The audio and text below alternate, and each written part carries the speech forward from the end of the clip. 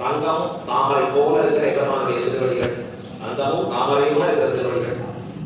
அந்த அடியே அந்த திருவடியை மட்டுமே போற்றும் பொருள் கேட. எதற்காக போட்டுக்கிறோங்கிறத கேடு காரணம். பெற்ற மேய்த்து உண்ணும் அப்படின்னா பசுக்களை போய் மேய்த்து உண்ணக்கூடிய குலத்திலே பிறகு அந்த இடையர்கள் குலத்திலே நீயும் அவதாரம் பண்ணி புற்றேவர்களை கொள்ளாமல் போகாது. புற்றேவர்கள் சொன்னா அந்தரங்க அடிமை இல்லை, நீ உகந்த அடிமைன்னு அர்த்தம். எம்பெருமான் பறைதானே கேட்டேன் அப்படின்னு கொடுக்க புக இற்றை பறை கொள்வான் அன்றுதான் கோவிந்தா.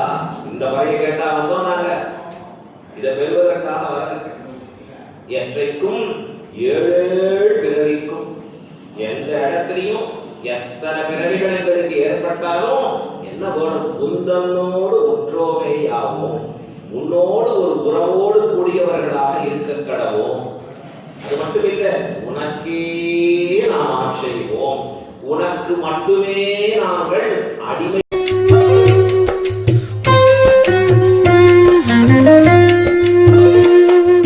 தானுகந்த திருமேனி தனில் எழுந்த தவஞானி வானுகந்த விண்ணோர்கள் வாழ்த்துகின்ற பெருமானி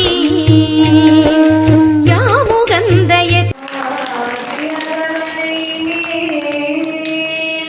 பள்ளி கொள்ளும் ரகுகுலத்தோ குல தெய்வம் எங்கள் எங்களுடைய சந்நிதியில் தர்மங்களானதோர் பலகைகள் சேர்த்து தத்துவமானதோர் வாய்மரம் நட்டு நான்கு வேதங்களும் நங்கூரமாக்கி வரமுள்ள திருமந்த கொடி தன்னை நாட்டி அறுபது நாடுகளை ஆணியாய் தைத்து ஆகம புராணமெனும் கைப்பினால் கட்டி அழகிய தன்னை வீரங்கியாக்கி அதிகுருதை மாறனதிகாரியாக்கி நாலாயிரம் என்னும் நல்லதொரு பொருளை ஞானமெனும் கப்பலில் நன்றாக ஏற்றி கப்பலில் வருகின்ற களவாண்டன் பெயரை கழிப்புடனே சொல்லுகிறேன் கவனமாய் கேள்வி.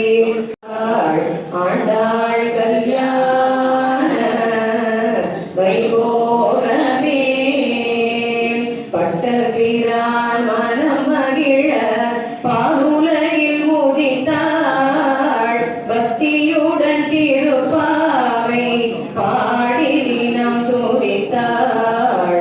ஆண்டாள் கல்யாண வைபோகமே லக்ஷ்மி கல்யாண வைபோகமே வைபோகமே.